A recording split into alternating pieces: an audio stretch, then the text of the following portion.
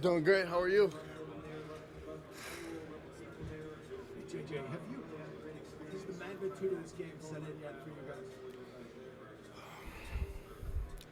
I can only speak for myself personally. I feel like it really hasn't. Everything that we've done to get here, we're continuing doing the same thing. So I think we keep the same approach and, treat it as, obviously it's the national championship, but it's a football game at the end of the day. We got to go out there and execute each and every play, and, that's how we're treating it right now. With your position comes a lot of fame. Is that your purpose? What's your purpose as a quarterback? My purpose is to ultimately strive every day to be the best version of myself and inspire others to do the same. This great game provides so many life lessons, so many opportunities to grow individually as well as help others grow. And I feel like just being able to, inspire others to be their best selves is, my purpose. Jim Harbaugh's gushed about you as a player. Yeah. Does it ever get uncomfortable? That's a great question. I really don't. I actually take that back. I get a little uncomfortable with every compliment I get. That's just kind of the personality that I have. But, I'm just tremendously grateful for him to be my head coach. And obviously all the great words he says about me means a lot. And, it's just a blessing to play for him. Can you just describe that relationship with you and Jim and how important it is? It's a mixture of father-son, teammate to teammate, just great friend to great friend. It's all the above. He really provides every aspect of, a great leader that I want to follow, and, that relationship is a big part of it. Good morning. Michigan program has been over the decades, haven't won any championship in 97. Yeah. A lot of people are surprised by that. How does that sit with you? Does that take you by surprise that it's been that long? Yeah, it does take me by surprise, just because the tradition of Michigan football, and just the strive for excellence that we have, that we try to achieve on a day-to-day basis. You expect it not to be this long, but that's just the way it turned out, and we're extremely grateful to be here and hopefully go win it, so we don't continue that drought. And a really great quarterback on the other side of the line. What do you think when you see him over the season?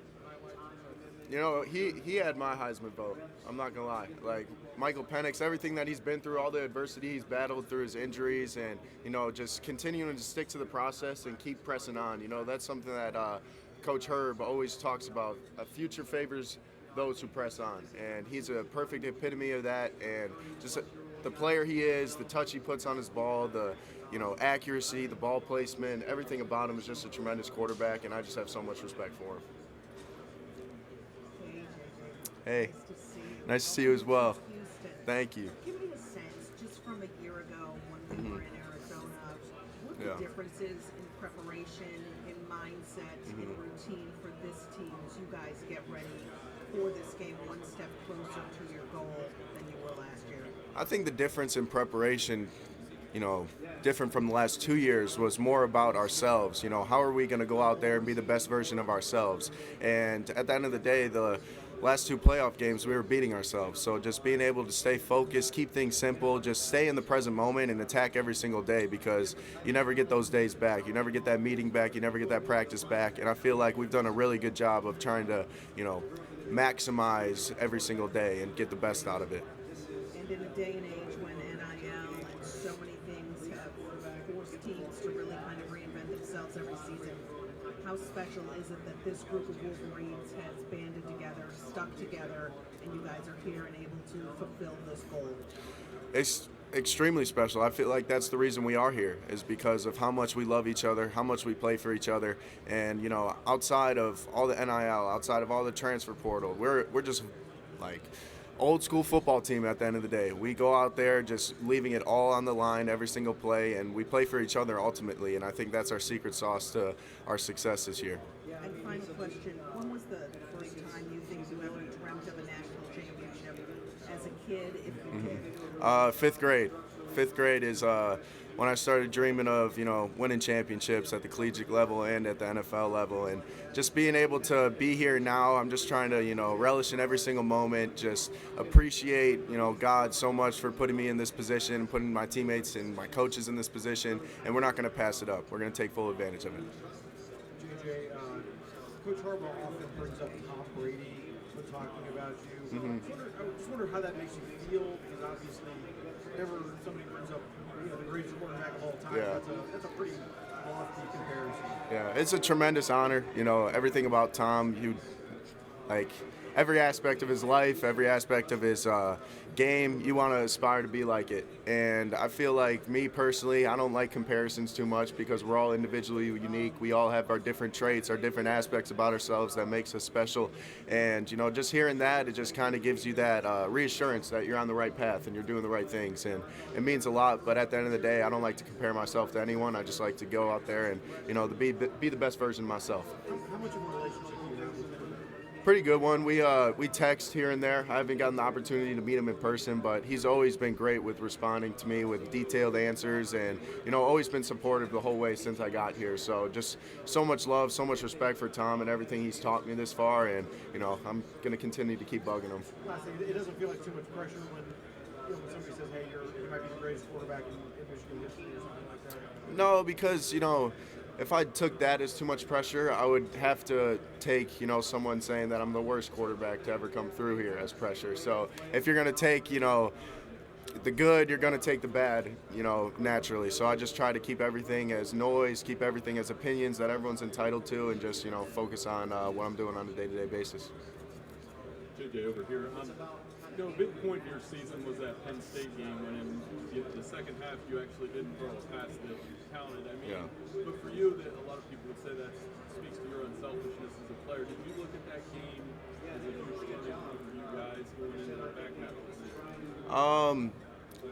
For sure. I'd say, we played a lot of great teams before that, but that was a tremendous defense and tremendous offense, tremendous on special teams. So I feel like getting that win, especially in the fashion that we did, it just, proved to us that whatever it takes, we're going to be able to get it done. Whether it's running the ball 32 times in a row or passing the ball 32 times in a row, we're going to find our way to get the victory. And I feel like that unselfishness kind of speaks to the team overall, not just myself. I wouldn't have that, I wouldn't have the zero hesitation that I did unless I was on a team like this. And just being able to, go out there and get the victory, that's all that matters.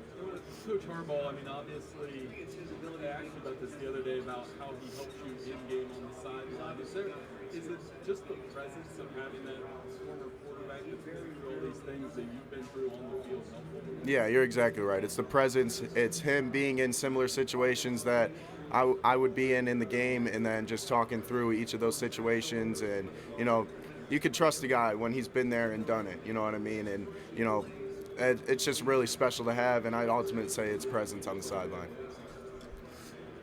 JJ, I just wanted to ask it. At 26-1, you have the second highest winning percentage as starter behind Toledo's Chuck Yealy, went 35-0 in the 60s to 70. I was just curious. I'm from Toledo. I was just curious. Yeah. Have you heard of Chuck Yealy, and what do you think of going 35-0? I have heard of Chuck Yealy, and 35-0 is a tremendous accomplishment. One that I can't see being broke very soon. But yeah, just it all takes the team. It all takes everyone, the coaches, the strength staff, the nutrition staff, everyone that goes into that 26 win. So it's not just myself, but Chuck Yealy's a dog, that's for sure. JJ, this over here. Yeah. This past week we spoke to Mitch's told us how proud she was. Yeah. Just curious, how has his story impacted you guys throughout this year? Tremendously. Going back to last year and just being able to see him, being able to have him around the team, it was just that infectious energy that he had that kind of, inspired us and, put this jolt of appreciation into us for what we have and just the ability to walk, the ability to play this great game. And, it really puts things in perspective when you have guys like that motivating our team. And, just rest in peace to him. Absolutely love his family. And I know that he's doing great things even beyond his lifetime here on Earth. But, it's just an extremely inspiring figure that still continues to inspire us to this day. JJ, when you guys score, you put the crown on your teammate's head, and I've noticed that's caught on with even some of the defensive guys too. Yeah. Do you remember why you started doing that and how that's caught on with the rest of the team? I just saw it as a celebration that, mostly people like crown themselves. And I feel like, this is the ultimate team game, and there's nothing that can be done on a single play without all 11. So I feel like it's just a representation of, it takes all of us, and we're going to award every single guy that we possibly can on each and every play, especially if it's successful. JJ, last week I asked you before the rules what your favorite philosopher was. You said Coach Harbaugh. You shared some of the quotes, Yeah. messages he has for the team leading up to last week's game. Just Yeah. curious what the message or any quotes, sentences that stick out in your head that he's been reinforcing this week. Nothing this week, but he's really into, this team kind of replicating a pack of wolves. And he's got this little board that he created where it's like the wolves going into the fight, the wolves in the fight, the wolves celebrating, the hunt and their food, and then the wolves walking away. And just, he's going to find any little creative way to kind of relate the outside world to football, and he does it in a beautiful way and actually a very wise way. And, I just say his message is we're a pack of wolves, and we're going to eat our last meal. Hi, JJ. Good Hey, to Molly, good to see you as well. see you. After last year's semifinal loss, you said we'll be back. Yeah. I promise that. How did the heartbreaks in years past lead your team up to this point now where you're finally able to get to the national championship? You said it right there. Just everything that we went through, it forged us. It motivated us in the off season to be better, to do that extra rep, to do more. And I feel like it's ultimately the pain and, failure that pushes you over the hump and pushes you to limits you've never been. So, extremely grateful for those, those failures and everything it did for us. And, we're here now, so obviously it worked. How did those failures change you and make you ready for this moment? When you lose a game like that, especially in the fashion that we lost, that feeling just doesn't go away after you lose that game and after I stopped watching the confetti falling. Like it still sticks with me to this day. So just being able to use that as an anchor every time that I'm feeling sore, every time that I'm feeling tired, it ultimately is one of the best things that ever happened to me. So I'm extremely grateful for it. And yeah, it just changed my ultimate mindset and changed my drive ultimately. And what about Washington's defense? What have you seen from the Huskies? What do you think the biggest challenges would be in this matchup? I think the biggest challenge is going to be, receivers getting open. They do a tremendous job of disguising coverage, and, they're ultimately fast, physical, and they're a veteran team. Like, a lot of the guys are seniors, 6 years, and they communicate very well. So just being able to not hurt ourselves and play on the same page is going to be huge for us on this one. Great seeing you. Hey, JJ. With all the pressure on this game, with the amount of preparation you guys have spent the last month on really just 2 games, how have you guys been able to prioritize your mental health, the team's mental health, just being able to be strong mentally as well as physically for these games? I think Coach Harbaugh does a tremendous job of, making sure that we're having fun when we're working. And, that does a lot for our mental health. Obviously a lot of the guys do things on the side to just, do it for individual sake, but I feel like Coach Harbaugh just made this schedule very easy for us. It's not overbearing. We're still getting the work done, but he just made it very effortless, and guys are having so much fun. We're having the time of our life, and we're just enjoying every single moment.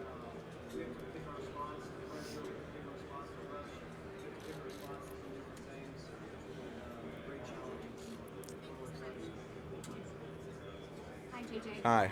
Speaking of mental health, I have a nonprofit for student athletes. That's awesome. We know that you work on mindfulness all the time, especially before games. How did you get into that, and what is your routine each day? I got into it because in my senior year at IMG Academy, I was going through a depression. I was in a deep rest for myself. I was always studying all these athletes, studying their mindsets, trying to adopt them in every way to be to forge the ultimate mindset as a competitor. And I just kept stemming further and further away from myself and my true nature. And I feel like I was in a deep rut for about a month or two, and I was like, something's got to change. This isn't who I am. And I started looking up different practices to help improve mental health. And meditation was the first one that kept popping up, and I just gave it a try, and then the rest was history. I mean, it's a beautiful practice. It's really hard at first, but I recommend that people continue to press on with it, continue to stay disciplined with it, because the effects are just absolutely tremendous. Thank you so much. Of course. Thank you for everything you do. Yeah. Okay. Right now?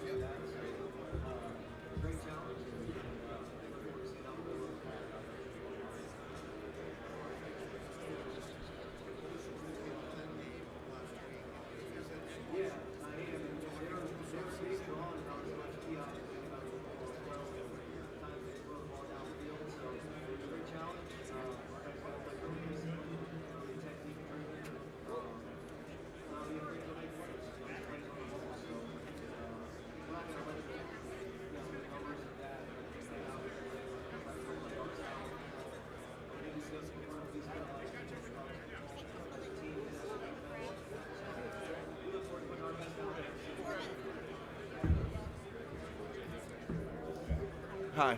Just when you think about where Blake was a year ago to be at this moment, what has meant for this team, both on and off the field, as a leader and seems a big motor to your offense? He's the epitome of a Michigan man. You know, everything that he went through last year with the injury and just, you know, being in a dark place, but he got out of it and he pressed on, and that obviously we knew that Blake was going to do that, but in the fashion that he did, he became better from it, and nobody really thought that Blake could get better because he was just already that good. And it just speaks to who he is as a person, his character. No matter what adversity he's going to face, he's always going to push through and be better coming out of it. And he just means everything to this team, everything to me, and especially, you know, Coach Harbaugh. Obviously, we can see the stats and how he's gotten better on the field. Can you elaborate on that? Like, what specifically are you seeing that's different about Blake this season? Yeah, I'm not even saying on the field. I'm saying how he is as a leader, how he motivates people, how he, you know, conducts his business. He does things at a more efficient rate now in his work ethic. He's, you know, not overdoing things. He's doing just right for him, and I just feel like, you know, his presence, it's a different feel when you're around him now. It's that, you know, that comforting older leader that's going to help guide you to your highest purpose, your highest self. And I feel like that's somebody that, you know, is the epitome of a Michigan man, and he represents it on a day-to-day basis. Hi. How we doing, Heather? Awesome.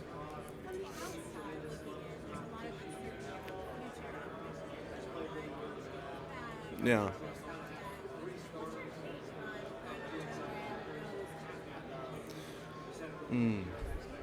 I haven't really thought that far ahead. I feel like, you know, one of the biggest reasons why we're here right now is because of our ability to stay in the present moment. And we're just enjoying every single moment we're here together, because we know it's not going to be the same team. It never is. And we love this team. So I just feel like, you know, being able to not think that far ahead on, you know, the future and everything that could happen is just going to ultimately make us better on Monday.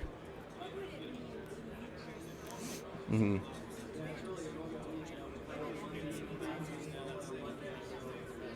Yeah.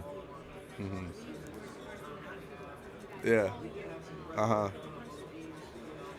It would mean everything, just because, you know, it means everything to win the national championship as is, but with all the adversity that we've overcame and everything that we've been through the last 2 years, and just the drought that the Michigan fan base has been going through over the last 26 years, just being able to do it for them as well as us, it would mean the world, really would, of course.